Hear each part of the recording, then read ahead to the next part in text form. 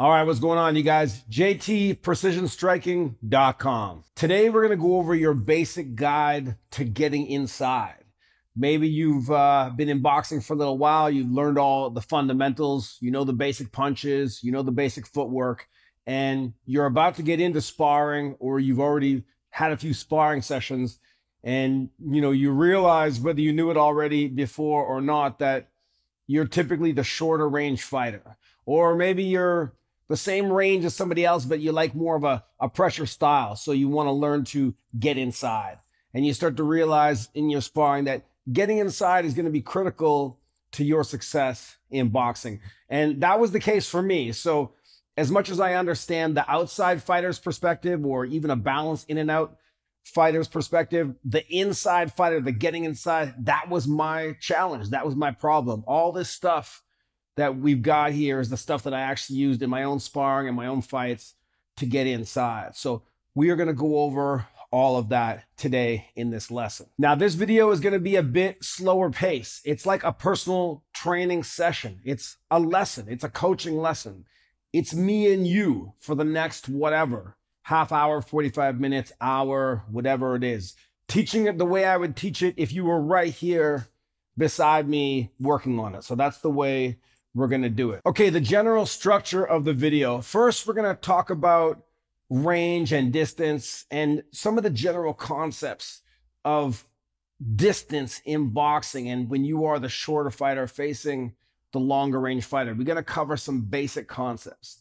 Then in the next part, we're going to talk about how to get to your ideal distance, or factors involved to getting to the place where you need to be to start your attack from.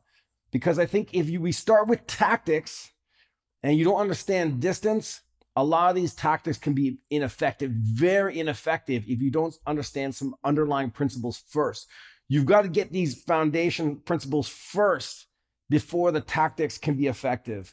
And I would say that even in your sparring, if you spent just the next couple weeks working on these concepts before even getting into the tactics, your learning curve and your acceleration for learning would be through the roof, like 3-4 times as fast, because you're getting to where you need to be before you launch the attack. So some concepts and drills that are very important for distance. We're going to get into that next. And then finally, we're going to get into the tactics themselves. And there are a whole ton of tactics. There's going to the body with the jab, slipping and coming in, slipping as you go in, drop stepping to the right, going under, setting up a light shot. There's all kinds of tactics that we can work. And one thing that I want you to understand about tactics is that boxing is a sport of probabilities. It's not a sport of absolutes. There is no one best tactic or one best way. If you have a best way and that's all you do, you're predictable. If you're always going to the left and moving to the left, or always going to the body, bam, you're going to get timed. You're going to be predictable. So when we look at the sport of boxing and you look at tactics, we're looking at probabilities, that we want to increase the probability that something will work. And you might have a higher probability of something working if you apply it in this way. You will have a higher probability of making something work if you can mix it up. Do one thing, do another thing, fake and feint, do another thing, so that your opponent is guessing, that they don't know exactly what you're doing, that you are unpredictable. So we're trying to get ourselves into the best position to increase our probability of success, have it so that our opponent doesn't know exactly what we're doing, and they don't know exactly what we're doing next, and always keep them guessing and keep them on their toes. Okay, so join me for the next little bit. We're going to go over this stuff. We're going to go over the concepts. We're going to go over the drills. We're going to work them together. And I really hope that you get a solid basic foundation on how to get inside in boxing. All right, now before we get into the lesson, I just want to let you know, if you like this kind of lesson, you like this information, I have a whole training camp, head movement training camp in my membership. That's the join button on the channel. I'll leave the link down below. 5 days, we work on these techniques. We work on these techniques and tactics. So here is the education, but in that training camp, we do the implementation, we do the application, and we train it so that not only do you have the knowledge and the tactics, but you have the conditioning and you can build it into your boxing. So if you like this, then check out the membership. You'll like those 5-day training camps. I got a whole bunch of other ones as well. and the links are down below. All right, you guys. So let's take a look at distance. This is the long range fighter, and maybe it's a little bit exaggerated. They probably won't have an arm this long. This is their jab fully extended. Now, of course, the long range fighter won't have their arm out fully extended all the time. They will have it like this. They will have it like this. They'll have it down, different positions. So you're not always going to have this bar of a punch sticking in your face. But to understand the first thing, when you are the shorter fighter, and this is the longer range fighter's punch, you have to understand the distance that punch is in relation to you, and then how that affects your distance in relation to them. See, here's the full length shot, right? I'm in my stance, right? Here it is. And here, you see the difference right there. Now, let's say I don't even want to get hit with this shot. I take a few inches back. I take a step a few inches back.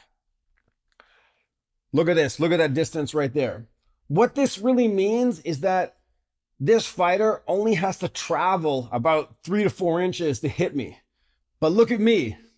I've got to travel from here to there to hit them. So from certain positions, going from outside to inside, on my way to getting to my ideal distance, I have to go through this firewall, this danger zone, which really means that if this glove is moved away, this real estate here, this imaginary space, imagine like a football or a soccer ball right here. The longer range fighter owns that real estate. And it's not an emotional thing. There's nothing to get upset about. It's just the way it is, right? We have to face it. We have to deal with it. They own that real estate.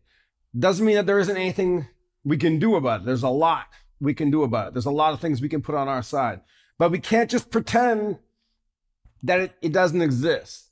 If I go and my opponent goes at the same time, bam, I'm going to walk into that shot, provided that the timing is right and we go both with straight punches.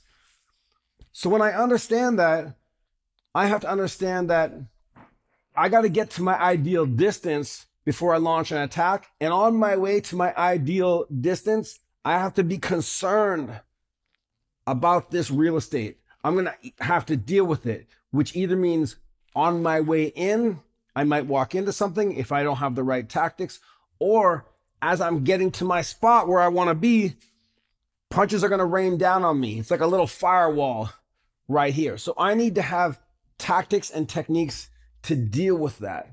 And the first thing that I can't stress enough, and we're going to cover in the next little bit, is getting to your ideal distance and being able to launch from your ideal distance and being able to move and apply certain techniques from that perimeter, from that distance, to give you the best chance of success going in. So the first thing that I want you to know is that the longer range fighter owns that real estate, right? Or they have at least more control over that real estate. They don't have as far to travel if they want to hit you. That means less effort. They just pop right there. Whereas you have to go all this way in, right? You just think of yourself on the bag. Do you box the bag from here? You know, you probably, I like here, right? Well, look at this. I'm already in range. Okay. So you have to understand that concept, and that's going to affect a whole number of things that you do. And that's going to affect how difficult it is to get to the place where you want to be to attack from. That's the first thing that I want you to understand before we do anything else. All right, let's get on to some of the concepts and drills for distance. Now, I know some of you are probably asking about this tool. It's by Rival. And it actually, the glove, I'm the one who put the glove on the end to exaggerate the point.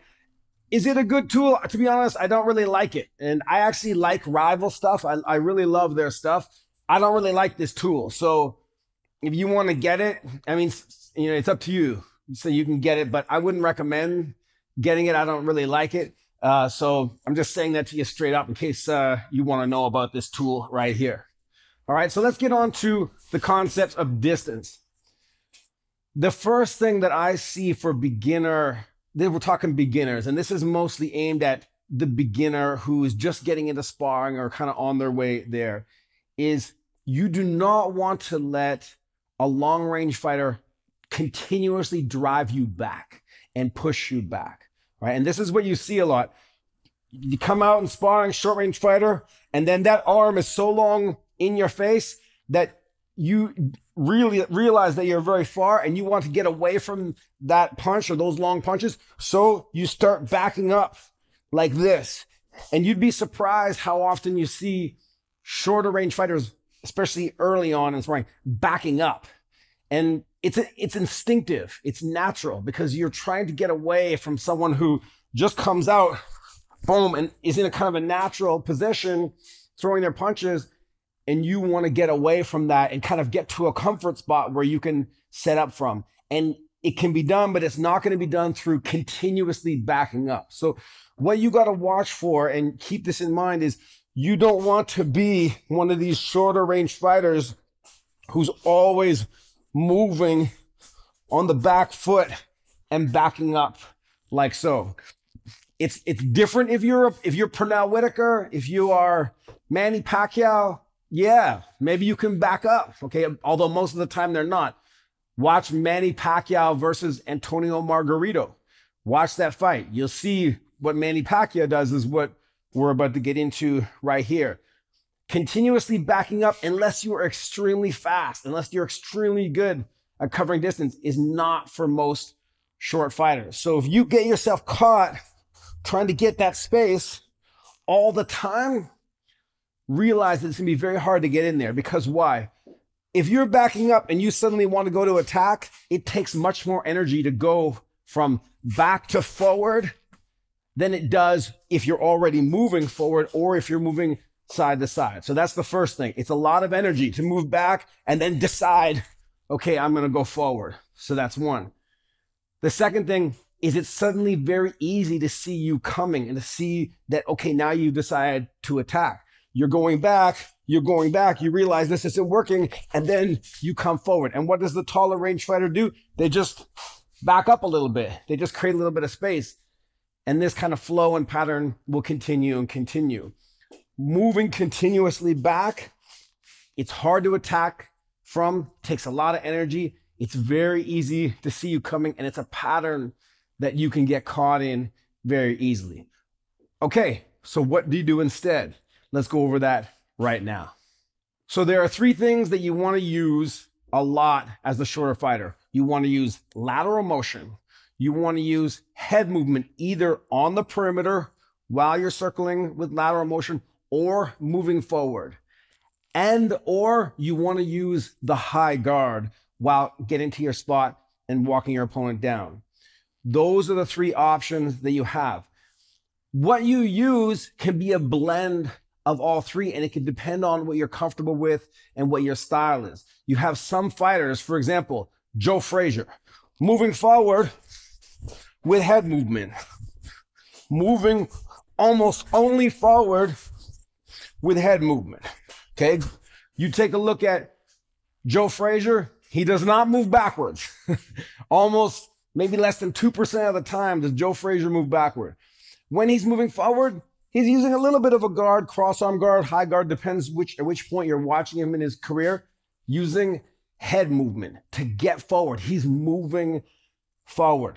Mike Tyson, moving forward, working the jab, pawing with the jab, and then going in with the jab.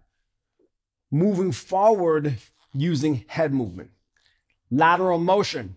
Who's using lateral motion? Sugar Ray Leonard, great example, but a great modern example, Manny Pacquiao, working around in his perimeter before he decides to go in for the attack.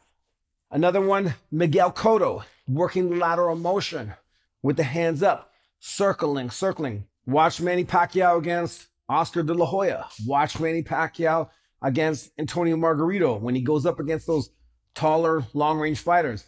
He's attacking from lateral motion, circling to get around. Third one is the high guard. A great example of this is Winky Wright. Winky Wright, watch him in any fight, okay? Or we're also looking at Canelo when he moves up to light heavyweight. Watch him against Kovalev. Watch him against Smith. Watch him against Bivol. Sure, he lost the fight to Bivol, but he fought a bigger opponent, taller, long-range opponent, and he still used the high guard very well. Okay, so here, let's break down a few of those right now and some of the drills and ways to apply each of these 3 techniques. The first is lateral motion, very important. If I'm working lateral motion, it's much harder for the long range fighter to know exactly where I am and when I'm going to attack. If I'm here, always in front of them, and I decide to go, it's easy to see that coming. It's easy to gauge the distance. But if I'm working lateral motion, here, this now has to follow me, or psychologically, he has to follow me in case he wants to time me. I'm moving. Here, moving laterally. What can I do also when I move laterally is I can cut a little bit off the perimeter. If I'm moving laterally in a perfect circle, okay, I will always be continuously equidistant from my opponent if I'm on a perfect circle. But we imagine an octagon inside that circle. So, and I want to get my foot onto one of the edges of that octagon. So I no longer want to be on the circle. I want to just step in a little bit. So I'm on one of the edges. So as I'm moving here, look at my range. And then I move, okay? And look at where I am, right? I'm suddenly a little bit closer. I'm suddenly, because I took a little step in. So when you're working that lateral motion, you can go a little bit further out, okay? You can now go that little bit further in, and you can launch your attack from there. And because you're moving, it's harder for the long range fighter to see you and to time you. Now, here's the key with lateral motion. You have to work on it. You have to develop the capacity. It can't just be something that you just know. You have to develop the capacity to maintain that lateral motion. Another great fight where you see this lateral motion being used, Alexander Usyk versus Anthony Joshua. Watch the lateral movement. He's unpredictable. You don't know when he's coming in for his attack. So the shorter fighter, you spend 2-3 rounds every workout just here. Okay, just working that lateral motion. Lateral motion. Moving, circling, getting it a little bit closer. Eyeball that target. Now I'm a little bit further. Now I'm a little bit closer. Now I'm further. Now I'm even further. Now I'm closer. Okay, start to know yourself. Start to get a feel for where's a good place to attack from with that lateral motion. Then you can pop in a jab. Here. Okay. Here. Right, you go. All right. Maybe not here. Maybe now. Right? You keep that lead foot in front and you work. Lateral motion. Lateral motion. Lateral motion. Lateral motion. Okay? Get used to understanding your distance, eyeballing where you like to attack from, work that off the lateral motion. You don't want to attack from here. Well, try it. Go up to a bag. Be this far away. Do you feel comfortable there, or do you feel better here? Well, you probably want to get to there. It's not going to be easy. You know, as soon as the long range fighter knows that you're a little bit too close, it's going to start stinging you. So there's other things we're going to cover in a second, but start to understand your distance. And then, right, learn where you like to go, where you like to attack from. And then you use lateral motion to get to that spot. The thing about it is, if you're moving and you have the capacity to keep moving, the long range fighter doesn't always know exactly when you are where you want to be. You disguise it because you take a little bit of slice off that perimeter. You step onto the octagon or the hexagon or whatever. You step onto that line. You're not working a perfect circle. Now all of a sudden you slice a little bit off. And now you're here. And maybe you slice a little bit off. Now you're where you want to be. Bam. Okay. You get a little bit closer. Much easier to make any of your tactics work. Amazing tactics from too far, no good. I don't care how good the tactic is.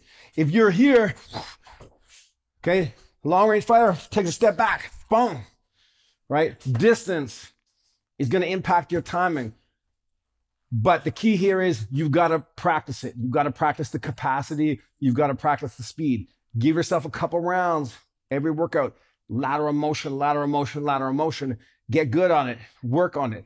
Understand your distance. Build the capacity so that you can execute lateral motion and that you can execute attacks from lateral motion, getting to your ideal distance. All right, next concept. On your way to getting to your ideal distance, or as you get in and out of range, let's say you're moving and you're there. Okay, this arm, obviously the 1-2, let's say the long range punches, it's not gonna be fully extended like this, but you're gonna get to that spot and a punch is gonna come at you. You're gonna have to be ready for a punch. You might not always get off first. You can get to your distance, okay, maybe you can get off first or you get off at the same time. These shots are gonna come. You're gonna make the long range fighter feel on edge. They're gonna know, whoa, you're in my space, you're right there. And they're gonna start to throw. They're gonna start to let some heat go. And that's that firewall. This is this kind of an imaginary firewall. That's this real estate. The long range fighter wants to own that real estate. They're not gonna give it away for free. The first thing that you do, and I actually recommend that everybody do this, whether you're long or short range, is you work the high guard. The high guard is the original peekaboo. It's this right here, peekaboo. Okay, it's the original peekaboo. It's not this head movement kind of stuff. We work the high guard. Winky right, great example of the high guard. Canelo versus Kovalev, Smith, Bivol, working the high guard. When you work the high guard, you are active with it and you are getting to the position you want to be and you are blocking shots. So here you are, you're working lateral motion. Maybe you get in to where you want to be. When I have that high guard look, elbows into my body, hands up here, I can relax them here. Okay, and then squeeze close if I want. Here, okay? Not necessarily this, not this, not this, here. And I want to be active with it. Catching the jab, blocking the right hand, catch, block, block. Shutting down the middle. Here, I shut it down. If I want to block body shots, I block them. Okay, I dip, I dip, I dip, I dip. Okay, all small motions while I get to where I want to be. The first thing this drill does, the high guard drill, and like I said, I want you to use this even if you're not necessarily a taller or shorter fighter, is you start getting used to seeing punches coming, you get relaxed. You start to develop a relaxation with that heat, okay? Instead of always being so panicky, you just put that guard up and you walk into it and you let those shots come through acclimatization, through developing the reaction and seeing these punches coming. You're gonna get more relaxed. Yeah, at first it's not gonna be easy. At first you might not like it. It's not meant to be easy. The rewards are big if you can stick through it. So you get the hands up here and you walk the opponent down. You get into their space. You make them a little bit uncomfortable and you take the shots, but you block them and you try to be a bit active. Catch, block, catch, block, catch, block, body block, cover. Okay, and you walk them down. Okay, you get into their space. Let them throw some heat at you. Start to see those punches coming. What is this long range fighter gonna throw at you? So that you kind of know what you have to slip, what you have to deal with. And like I said, you could spend a few weeks just working on that, just working on lateral motion, walking into their space, back, walking into their space, walking in. Once you walk in here and you got control, now all of a sudden it's going to become a lot easier to attack. It's going to become a lot easier because you're already at your distance. You don't have much further to go. The long range fighter can't punch forever. Even if they are solid, once they let out 4, 5, 6 punches, their power output goes down. They have to recover from that. In that recovery period, that's when you go. That's when you do your work and let your hands fly. So even before getting into head movement, which is what we're all talking about, working the high guard, getting in. Another thing that you see Canelo do, working the high guard, pull, right? You get in, pull.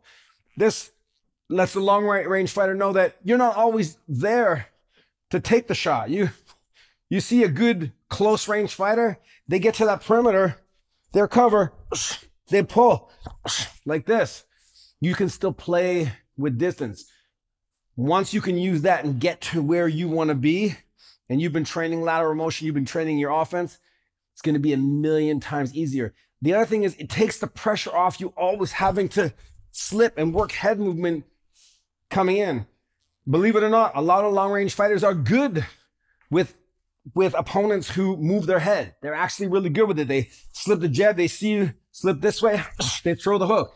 They're throwing that jab, they see you slipping that way, they'll set you up with that. Feed you a nice hook like this, feed it, bring the uppercut underneath. So sometimes, although I love the head movement and I use it a lot, sometimes working the head movement all the time, you can get set up really easy. So it's not always the easiest thing. Of course, there are precautions moving the head movement. You keep your guard tight. You know, it's not that you're moving the head and having a loose, sloppy guard, but still, it takes a lot of energy. Your tactics can become predictable.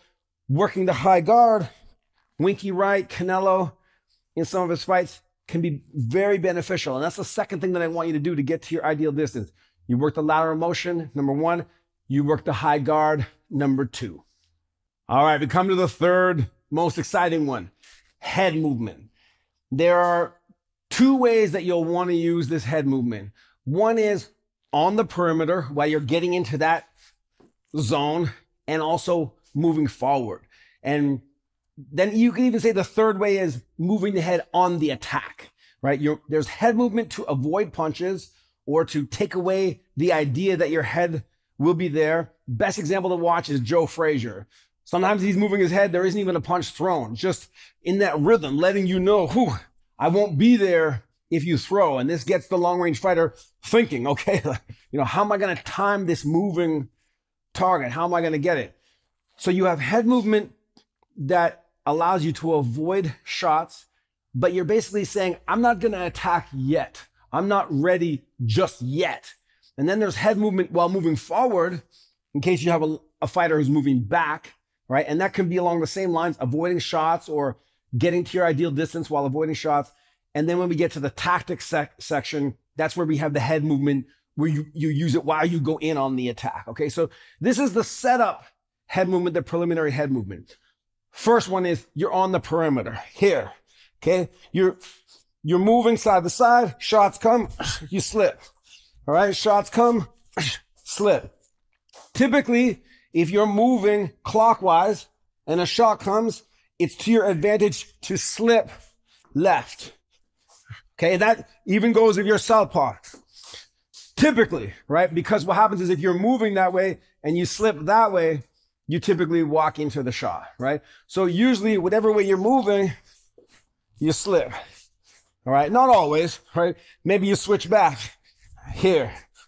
You're working the perimeter. Now, maybe you're not moving lateral at any moment. You're just in front. So then it could be anything. Slipping, all right? Slipping, slipping, slipping. Doesn't just have to be slipping. Duck, straight up and down. Under, slip, slip, duck, slip, duck. Working the perimeter like so. An easy drill that you can work for this is just chill in your spot and work. Slip, slip, looking forward, chin down. Slip, slip, duck, slip, duck, slip, duck, duck, duck, slip, slip. Then you can start to move with it a bit more. Slip, slip, duck, slip, slip, duck. And you can even work a pull. Keep the hands up. Pull, slip, duck, pull, slip, duck. Get used to moving the head. Get used to avoiding the punches. If you want to know what punches you'll typically have to avoid, you have to reverse engineer your thinking. What combos do you throw? 1-2, 1, 1, 2, 1, 2, 3, 2, 3. Well, now you have to picture those combos coming at you, and that's how you know what kind of head movement. Here comes the right hand lead hook. Right, I slip the right hand, I go under the lead hook. Here comes the double jab. Right, or maybe I catch and I drop like so. Or here comes jab right hand, slip, under, right? Or pull back and cover. Double jab right hand, maybe I block and I move back. Dip and go off to the side. All right, so you're working and defending the common combos. Most of the time for now, as you're getting to your spot, it's gonna be the jab, long range jab, and the right hand. So those are the two that you have to worry about. That's working head movement on the perimeter. Very similar, you work this same thing moving forward. And it comes down to getting your hands and your feet synchronized together. You're moving forward because you're still trying to get to your ideal distance. You have a long range fighter who's moving back. They're moving back. So you're not at your ideal distance, just getting there, you got to keep going. So here's the drill for that. You're walking, slip, slip left with a left step, slip, slip right with a right step. They're small steps.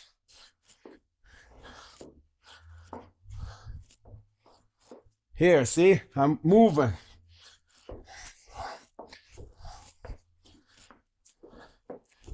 Okay, you work this. Okay? Moving the head. I want to duck. I go under.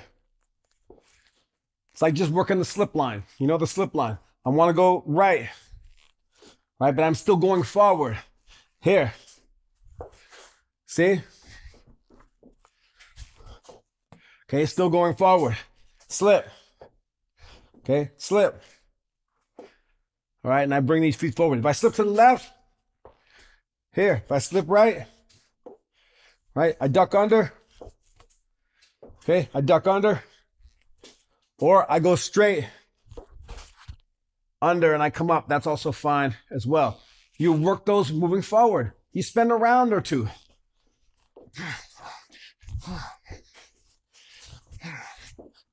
Closing distance, covering distance.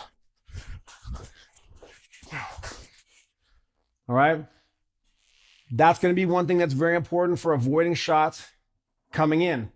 Remember, we're looking at the whole portfolio of tactics: lateral motion, high guard cover, head movement on the perimeter, head movement while moving forward.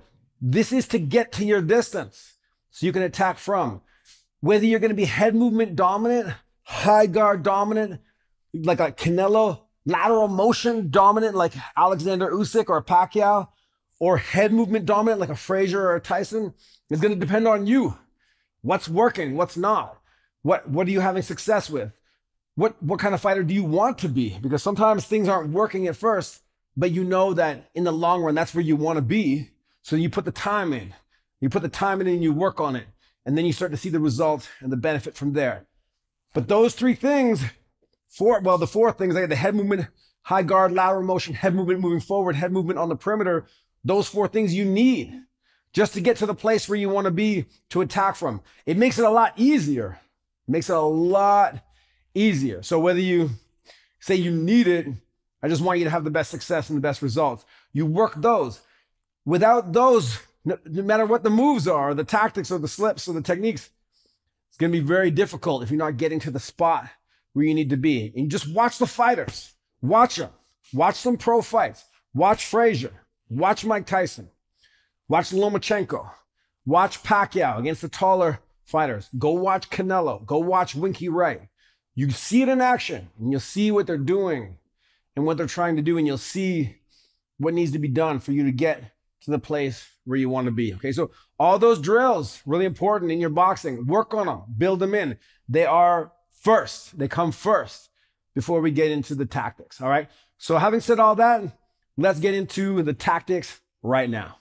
All right, before we get into the tactics, I should do a brief lesson on cutting off the ring. And I'm sorry that I don't have a real ring here, but I can assure you that the concepts are still the same. Once you understand this concept, you can take it anywhere with you. And you'll also understand why you may, as a boxer, if you go to a gym like an MMA or a Muay Thai gym with that where you don't spar in the ring, let's say you spar on the mats, you might have a little bit more difficult of a time because that ring offers certain advantages for you, that closed off space. So it's good to have a general understanding of cutting off the ring and ring awareness, and also understand how that your sparring might have to change a bit.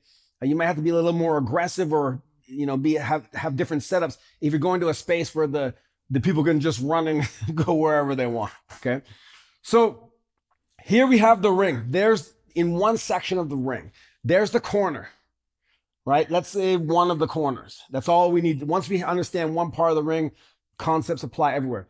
These are the ropes. This is the middle. This is the middle of the ropes. From here to there, the corner is equally that far. Okay. Here we have the middle of the ropes as well. Okay. The corner is somewhere over there. I'm going to put a couple diagrams up on the screen. The outside fighter is trying to get away from you. They're trying to keep as much distance as they can from you while still being effective with their offense and still be effective with their attacks. So what distance is that?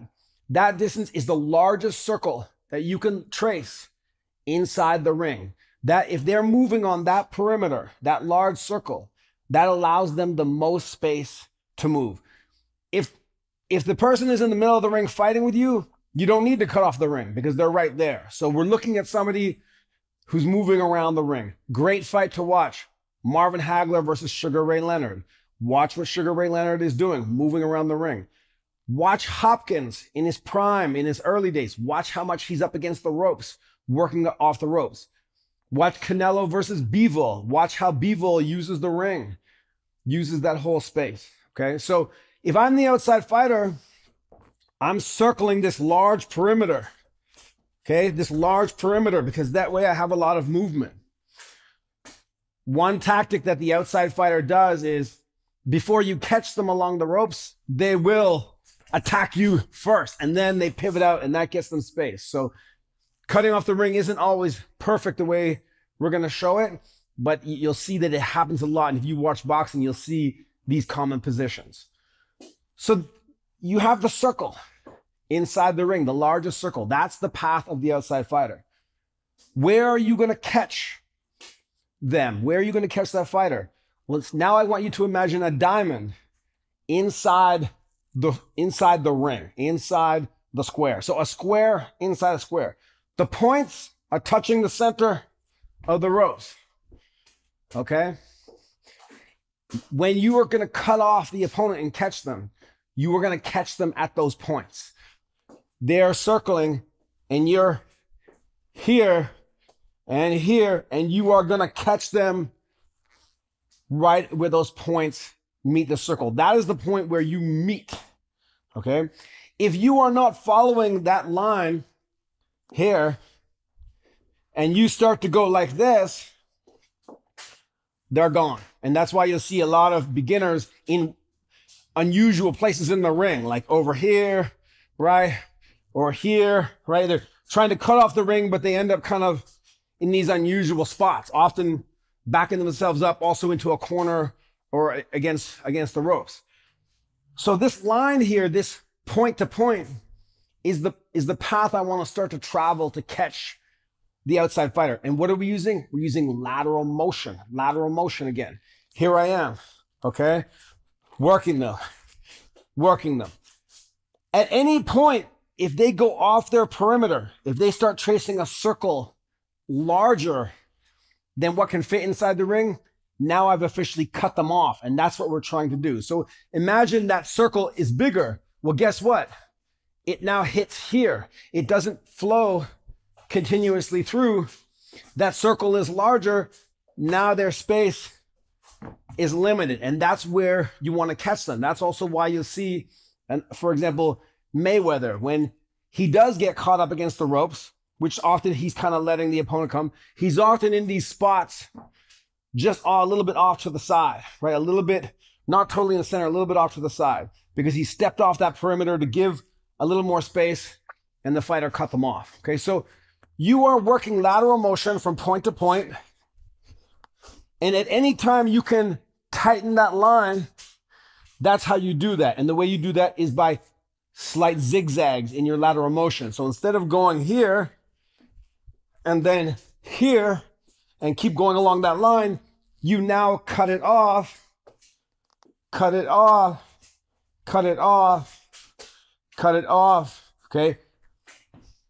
Right, and you'll often meet them at a tighter line, okay? So this is another concept of getting to your ideal distance. It's just a brief, sort of a very brief synopsis on cutting off the ring. If you can visualize that circle inside the ring and the points, and you want to bring that line forward, and you move in a zigzag motion using lateral motion and all of your other stuff, that's how you're going to work to cut off the ring. And this is against a fighter who's moving back, who's trying to get away from you and create as much space as they can to get away. So just understanding that basic concept, not getting yourself out here like this or coming and then turning this way, right? You're giving them all kinds of room to go run and go wherever they want to go. So try to keep that diamond shape, follow that line, right? Cut them off at the points and use the zigzag. That's where you want the exchanges to happen. Okay, let's get into the fun stuff, the tactics. So just because I move this away for now, just so it's easier to see what I'm doing, the punch won't always be out fully in my face. So we don't need that there to work these tactics, but just to understand the concept. You have to remember, this is your portfolio of tactics. This is your mix of options. There is no one best one, right? The best one that is predictable is no good anymore. If your best one is known, you're going to get time. It's going to be easy. So you want to be able to have a number of options. Now, just because the taller fighter has dominance over this real estate, over this space, doesn't mean you can't go straight in. You can still go straight in, and that's actually an excellent tactic. After you've maybe been working the head movement, going to the body, slipping left, right? What better of a surprise than just go straight in? And it's excellent and can be something that can be beautifully executed once you do it. So we do have going straight in as an option. You get to your distance, right? Moving the head, and then you just go straight in. So there's nothing wrong with that. And I want you to be able to work that still, that once you get to your distance and you have good balance right here, you just go straight in with your attack like so. So going straight in with your combo is a very viable option. One of the next best options going straight in is the double jab. The double jab drives the opponent back. It is on a quick rhythm. Also for an opponent who's moving back, allows you to follow them while they're moving back. So here we are, double jab. One common one that I like to do is I jab to the glove. I hit that right hand as best I can. I touch it, bah, and then the second one is to the chin. So a lot of times shorter fighters are getting caught because they fully commit to the first tactic, the first thing that they're going with, and sometimes that makes you easier to time. So a little bit of decoy can go a long way. You're here to the glove, and then right to the face or to the chest. Double jab, bop, bop, boom. Right, then you come in with a double jab right hand. The double jab right hand is indispensable for the shorter fighter, indispensable. Second one that I like to use, and again, all of this can be used off lateral motion, off of head movement, right? But the tactic itself doesn't involve any of that. I go here to the chest, and when I go to the chest, I barrel myself down. I'm trying to just tighten up. So if anything comes at me in that time, it's not going to affect me. If I'm worried about an uppercut, then I can keep the glove a little bit here in front. If I'm worried about the hook, I can keep it there. Sometimes you have to know about your opponent before you make the adjustments, right? Here, I barrel in, boom, to the chest. Second one, to the head. This is excellent if you have somebody who's moving back. Here, right, you go like so. Working the double jab. Okay, working the double jab, going to the chest and going high. Another one that works really well, we're gonna kind of cover it as its own thing, but we'll just cover it briefly now. Up high, and then down low, right? Let's say gloves are there, bop, bop, and then I can come with my next shot. So you work on that footwork right here. Double jab right hand off the gloves and to the chin, chest to the head, gloves or head or just a fake, go to the body, follow that with the right hand lead hook. One of the best ways to close distance for the short range fighter. Next one, we're gonna jab to the body. Now, the jab to the body, there's different ways that you can work it. For the most part, you wanna lower your level, get your head off the center line. Here, I'm here. I will often lower my level as I go in, right? Like so. Sometimes once you're working that for a little while, you can kind of already get low, right? And the person thinks, oh, okay, you're going to the body, and you come up high. So remember, try not to take things in absolute isolation, but they're mixed in with the whole story. Hey, if I've been going high with the double jab, right? And the opponent is expecting that, okay, then all of a sudden, I'll go low to the body with the jab. And then I can also fake low and then go high, or I can go low, fake high, and then drive low. So you have the mix. One critical thing is the feet, how you want to work it. Here, you bring both legs with you, like so. But you'll be doing this from motion. So another one that I like to do is here, watch. As I'm moving, I steal just a couple extra inches with that back leg, not too much. But you have to be able to stay low. Here, here, like so. And so instead of being there, I'm there. Just steal a couple extra inches.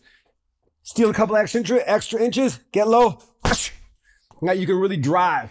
Watch Tyson in his young days sparring, right? He's way out here. Driving with that jab. Okay, right through, really low. So if you got the legs for it and something worth working on, you can drive low with that jab. Here, one thing that's important also when you drive with a jab is protect yourself, protect your chin. So not here. Okay, watch out for that. I want here. I want to be protected as best I can. You go in, okay?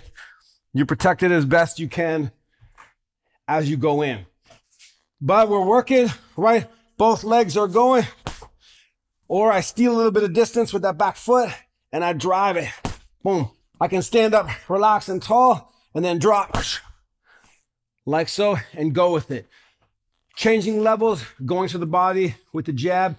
One of the best ways to set up more shots. You can go low, then go high, or you go low, come with the overhand right. You don't even have to go that low. You can just go even to the sternum, like so, bam. Follow up with more shots. Again, getting to your right distance, using that back foot to steal distance. Excellent way to start your movement to get inside. All right, next, if we have the jab to the body, we have the right hand to the body. Right hand covers a lot of space.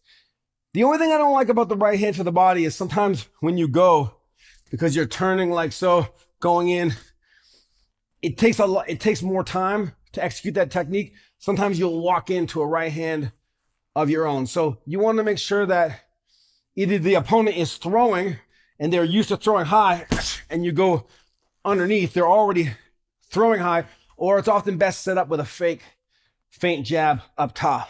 So here, you can cover a lot of distance with that right hand. Basically, I'm lowering my level. See, watch. Boom. And watch my feet. I'm bringing that back leg with me. Bam.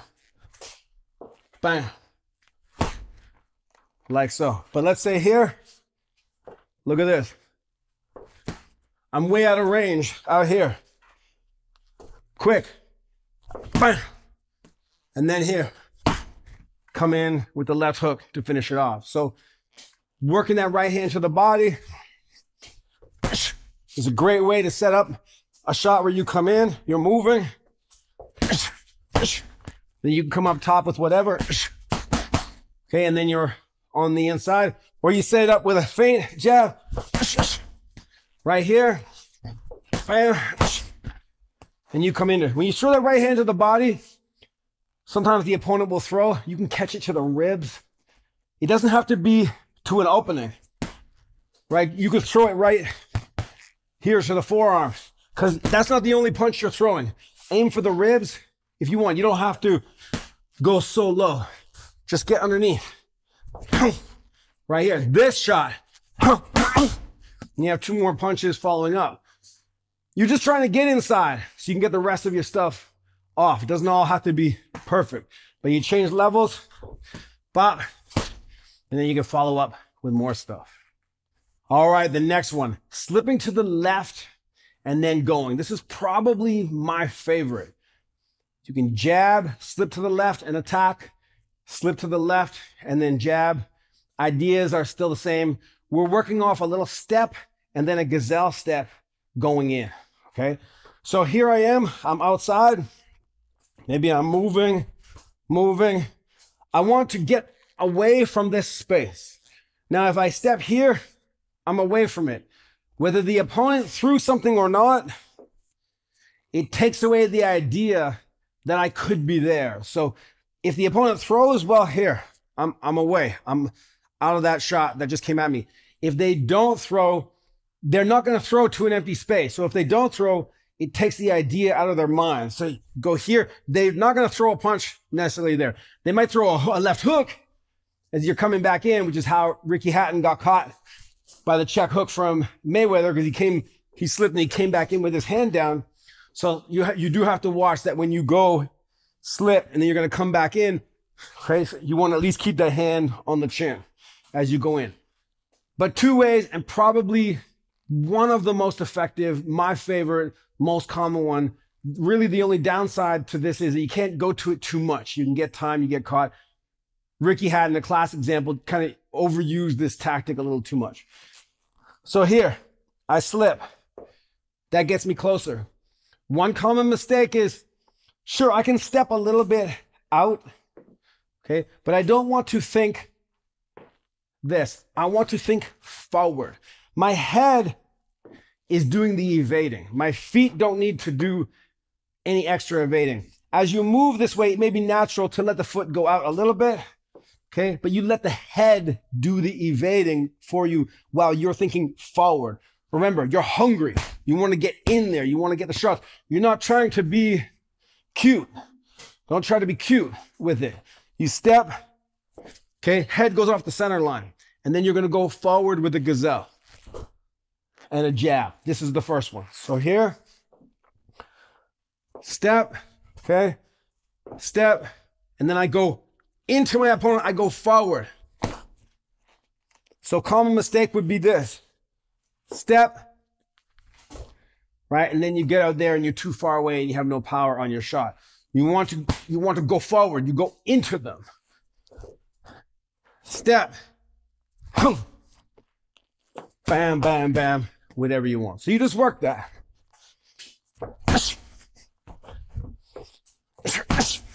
All right, you work on it.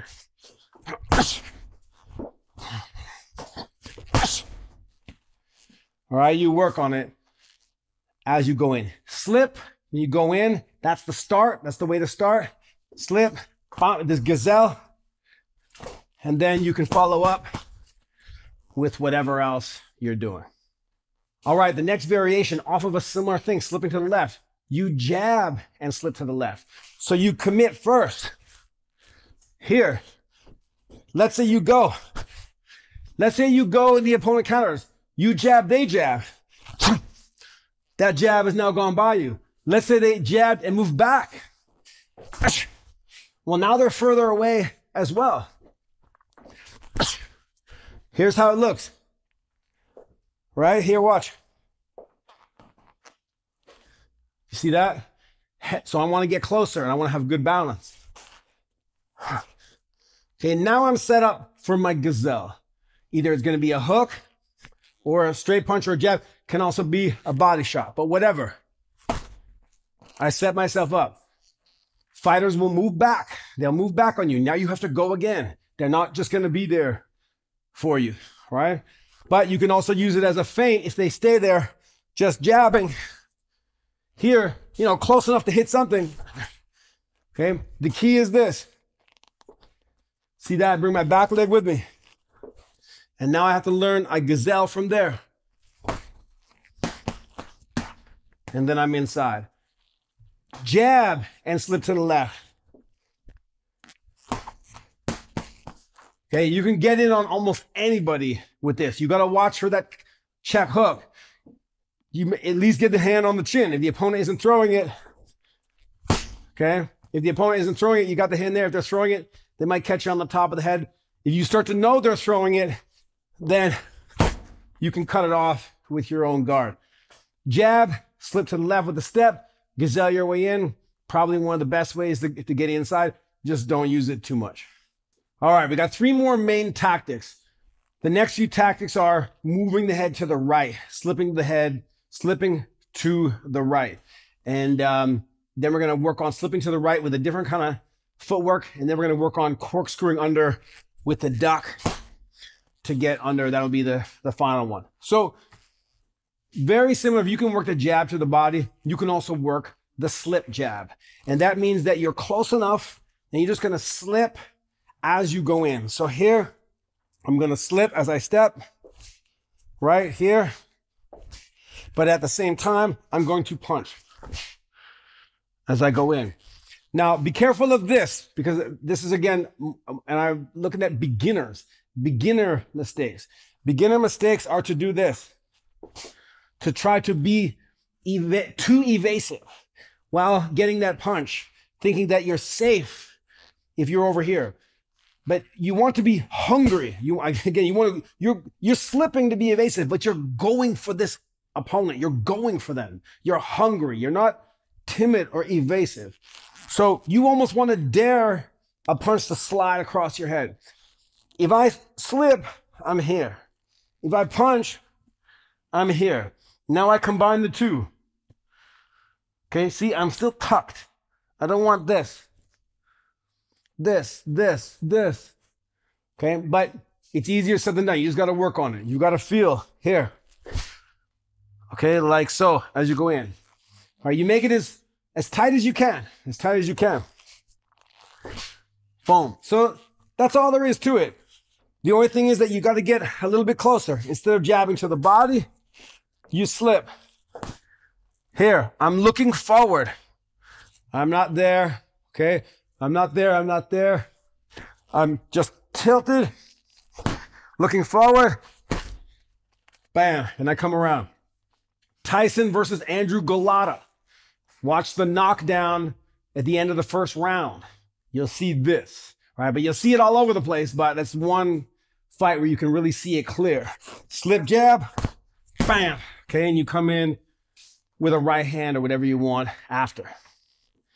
Next one, you mostly see Tyson use this, is when you're getting to your ideal distance and want to go in, you slip and then jab. Most beginners, most people, when they slip, like so, they go a little bit off balance. You don't realize it. A lot of beginners slip forward, and that means they have no weight or anything on the back leg. Sure, you slip the punch, right? But you've got nothing there. So another tactic that you can work off a fighter who's actively trying to keep you off with the jab is to slip, the shot goes by you, then jab while driving forward. The key is you got to keep weight and balance on that right leg. If you don't have weight and balance on that right leg, you can't drive off, right? If I just go like this and avoid the shot, I don't have anything. So here I go. I keep weight on that right leg. And that plays into earlier when we worked this drill, right? I feel weight transfer onto those legs. Here I'm moving, slip, and then I just go straight in. So slip, then jab. I'm moving, slip, then jab. If you don't have the weight on that back leg, you're not gonna be able to drive off. It's not anything special, but it's just that balance. Watch Tyson in a number of fights, moving, trying to get to his spot, slip, all right? Most of the time, the opportunity is gone. You have the weight on that leg, bam, bam, you can follow it up with more shots. Slip, then jab. These are two ways to slip to the right while kind of throwing the punches almost simultaneously. All right, so a few more variations coming up with different footwork, slipping to the right. Let's get into those right now. All right, next one is to slip to the right with a drop step, or I call it a drop step. I have a separate video on this where I show you how to do it. A drop step is basically here, right? You just allow the back leg to come forward. Here, almost like you're going downstairs, like, okay? And if I want to, I also can slip. I can get my head off the center line. My head is here, right? I can get it off the center line. A little bit of slip and a duck at the same time. Okay, you can use that by itself, but it's best set up with a jab. So let me break it down for you. Jab, here, jab, and then walk forward. Jab, okay, and then you get in like so. Opponent may be moving back, right? Or you may just throw that as a feint. Here, if you end up close, okay, you bring the elbow up.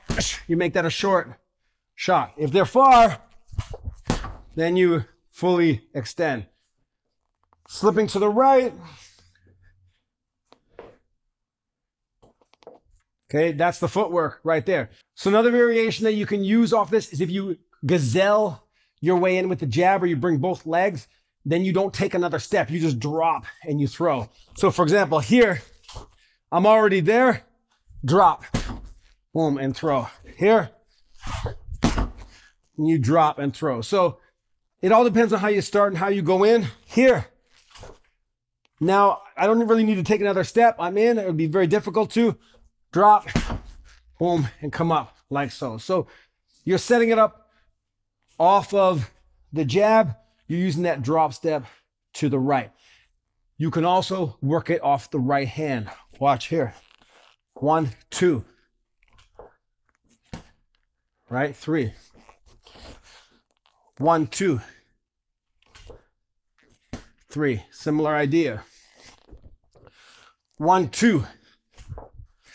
Here.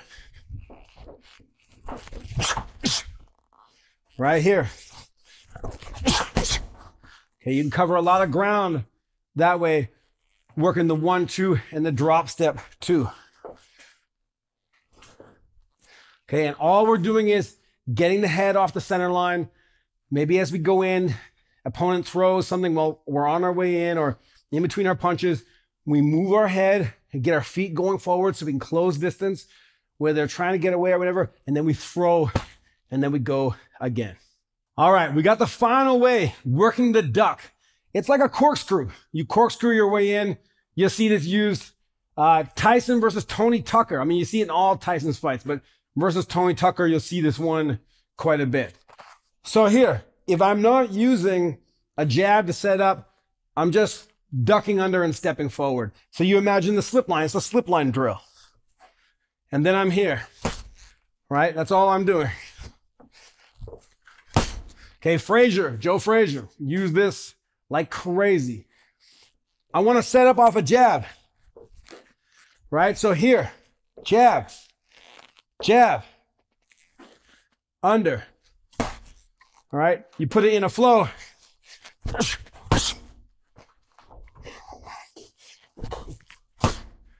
Like so. So all it really is here. Feet and hands going together. Without the punch, it's here. Okay, so I'm corkscrewing under a potential shot. Getting closer, I bring that back leg. If you don't bring the back leg, you'll still have distance with the gazelle. Let's say you go here. Not as good, but I can still get something. By here, or you can gazelle on the jab. All right, but maybe you're walking forward. Okay, so you find what works for you here, or without the step, All right, working your way through. Corkscrew your way through and under. Best way to practice that, slip line drill. Okay, getting used to working under. Going forward.